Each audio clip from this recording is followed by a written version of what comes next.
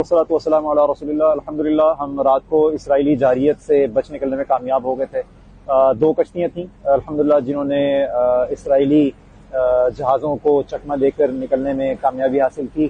ان میں سے ایک ہماری کشتی تھی جس کا تقریباً 1 گھنٹہ مسلسل تعاقب کیا گیا اسرائیلی بحری جہازوں کے ساتھ اور ایک ان کے ڈرونز وغیرہ کے ساتھ، لیکن الحمدللہ ہم بخیر وعافیت ان کو چکمہ دے کر نکلنے میں کامیاب ہوئے الحمدللہ۔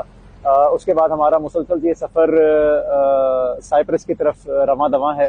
یہاں میں کچھ مشکلات کا سامنا پیش آ سکتا ہے، جس میں ہمیں خاص طور پہ پاکستانی پاسپورٹ کے اوپر ویزا کے حصول کا ایک مشکل کا سامنا ہے کہ ہمیں ایک تو یہ ویزے کا حصول ممکن ہو سکے اور پھر اس کے بعد ہم اردن کی جانب سفر کر سکیں۔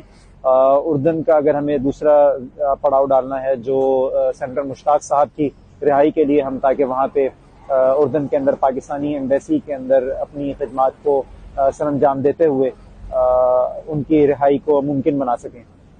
اس وقت میری آپ تمام حضرات سے جو بھی یہ ویڈیو دیکھ رہے ہیں ان سے درخواست ہے، گزارش ہے، ارباب اختیار سے گزارش ہے کہ آپ ہمارے لیے آواز اٹھائیے، جو بن سکتا ہے وہ کیجیے، کیونکہ آپ کا یہ کیا ہوا ایک صدقہ جاریہ ہوگا۔ پاکستان زندہ باد۔